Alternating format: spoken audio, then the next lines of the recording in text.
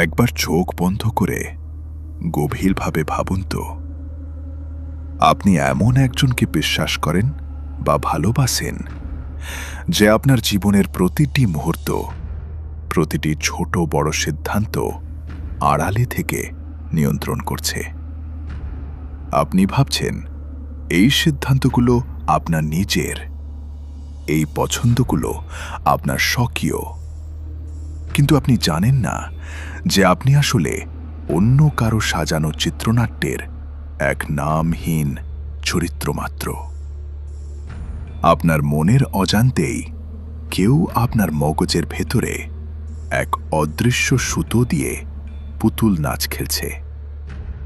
অ্যামি brown তার dark psychology বইতে আমাদের ঠিক সেই ভয়ঙ্কর বাস্তবতার মুখোমুখি দাঁড় করিয়েছেন, যেখানে ভালোবাসা মানে কেবল আদর নয়, বরং শাসনের এক নিপুণ কৌশল। যেখানে বন্ধুত্ব মানে সহমর্মিতা নয়, বরং সুকৌশলে বিষ প্রয়োগ করে কাউকে মানসিকভাবে পঙ্গু করে দেওয়া। ডার্ক সাইকোলজি কোনো জাদুকরী ক্ষমতা নয়, এটি হল মানুষের মনের অন্ধকার দিকের বিজ্ঞান। এটি এমন এক বিদ্যা যা ব্যবহার করে ধূর্ত মানুষরা আপনার দুর্বলতাকে পুঁজি করে আপনাকে দাসে পরিণত করতে পারে। আজ এই অডিও বুকে আমরা সেই মায়াবী অন্ধকারের পর্দা ফাঁস করব। আমরা জানব কিভাবে নিজের অজান্তেই আমরা ম্যানিপুলেশনের শিকার হই এবং কিভাবে এই মরণ ফাঁদ থেকে নিজেকে মুক্ত রাখা সম্ভব। প্রস্তুত হন, কারণ এই যাত্রার পর আপনার চারপাশের চেনা মানুষগুলোকে দেখার দৃষ্টিভঙ্গি চিরতরে বদলে যাবে। অধ্যায় 1, ডার্ক ট্রায়াড, মানুষের ভেতরের দানব। অ্যামি ব্রাউন আমাদের 3 ধরনের ভয়ঙ্কর ব্যক্তিত্বের সাথে পরিচয় করিয়ে দিয়েছেন, যাদেরকে বলা হয় ডার্ক ট্রায়াড। এই 3 ধরনের মানুষ আপনার জীবনকে নরক বানিয়ে দিতে পারে। প্রথমত, নার্সিসিজম। এরা কেবল নিজেদের ভালোবাসে। এদের কাছে আপনি কোনো মানুষ নন, বরং এদের ইগো বা অহংকার তৃপ্ত করার একটা হাতিয়ার মাত্র। দ্বিতীয়ত, ম্যাকিয়াভেলিয়ানিজম। এরা হলো চরম ধূর্ত। এরা আপনার সাথে সম্পর্ক তৈরি করে কোনো স্বার্থ হাসিল করার জন্য। এদের কোনো আবেগ নেই, আছে কেবল লক্ষ্য। এবং তৃতীয়ত, সাইকোপ্যাথি। এরা সবচেয়ে ভয়ঙ্কর, কারণ এদের কোনো অনুশোচনা নেই। আপনাকে কষ্ট দিয়ে এরা এক পৈশাচিক আনন্দ পায়। ভেবে দেখুন তো, আপনার খুব কাছের কেউ কি এমন নয়, যে সব সময় আপনাকে নিচু করে দেখে অথবা কেবল নিজের প্রয়োজনে আপনার কাছে আসে? ডার্ক সাইকোলজি জানলে আপনি এই ছদ্মবেশী দানবদের চিনতে পারবেন। অধ্যায় 2, লাভ বোম্বিং এবং আইসোলেশন, মায়াবী ফাঁদ। শুরুটা হয় স্বপ্নের মতো। একে বলা হয় লাভ বোম্বিং। একজন ম্যানিপুলেটর আপনাকে শুরুতে এত বেশি ভালোবাসা আর গুরুত্ব দেবে যে আপনার মনে হবে আপনি পৃথিবীর শ্রেষ্ঠ মানুষ। তারা আপনার সব অপূর্ণতা পূরণ করে দেবে। কিন্তু ব্রাউন বলছেন, এই অতি ভালোবাসা আসলে একটি মানসিক শৃঙ্খল। একবার আপনি যখন তাদের জালে আটকে পড়বেন, শুরু হবে দ্বিতীয় ধাপ, আইসোলেশন। তারা সুকৌশলে আপনাকে আপনার পরিবার এবং বন্ধুদের থেকে আলাদা করে দেবে।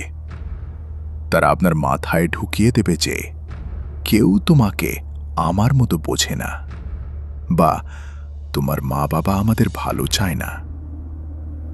ধীরে ধীরে আপনি একাকী হয়ে পড়বেন এবং আপনার একমাত্র আশ্রয় হয়ে উঠবে সেই বিষাক্ত মানুষটি।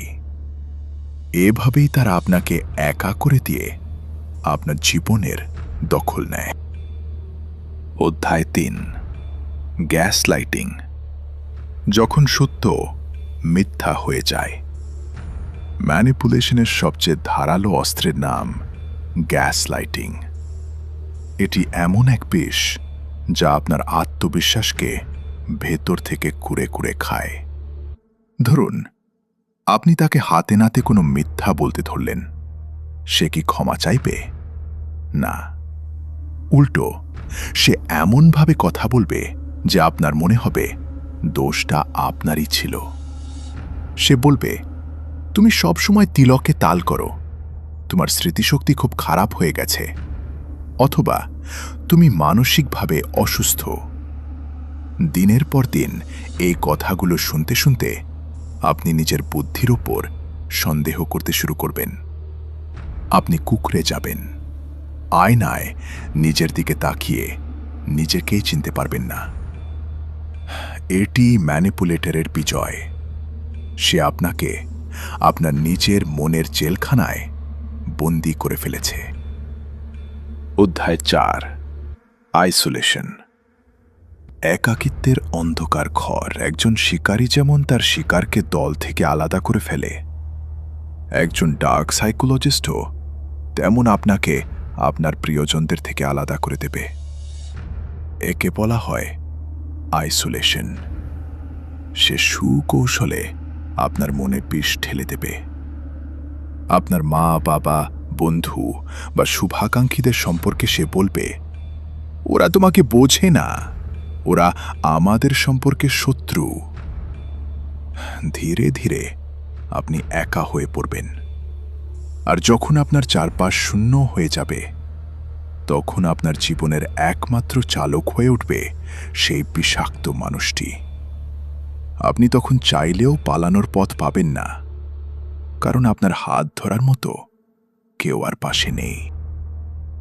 অধ্যায় ৫ এনএলপি এবং অবচেতন সংকেত। অ্যামি ব্রাউন বইটির এই অংশে বৈজ্ঞানিক কারসাজি দেখিয়েছেন।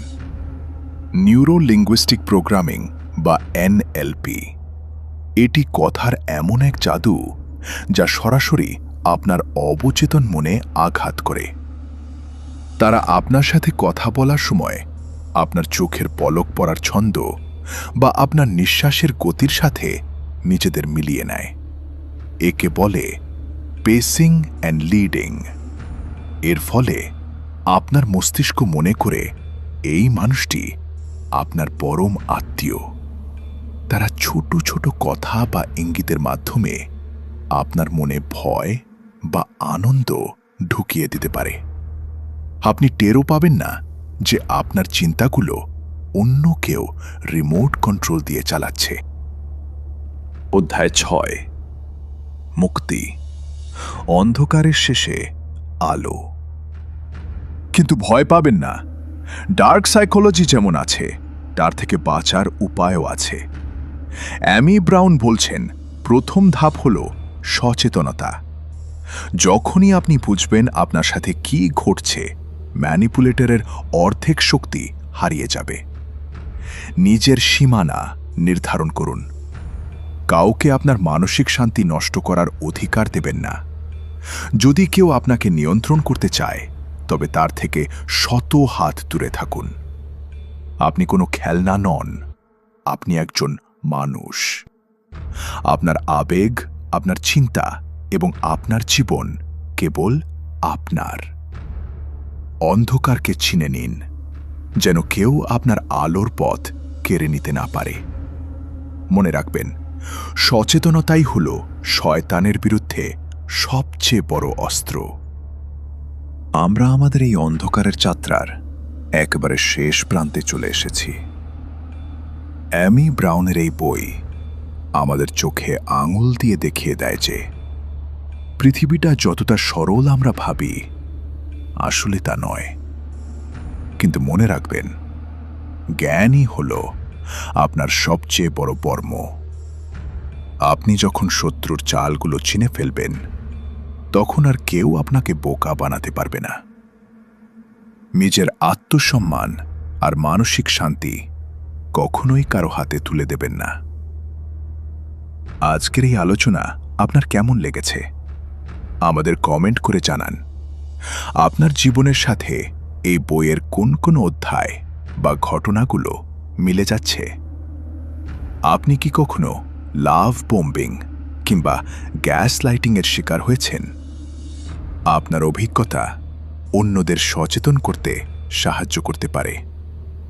আর হ্যাঁ, আমরা নিয়মিত আপনাদের জন্য সেরা সব বইয়ের নির্যাস নিয়ে আসছি। পরবর্তী পর্বে আপনি কোন বইয়ের অডিও বুক শুনতে চান তা আমাদের কমেন্ট বক্সে লিখে জানান।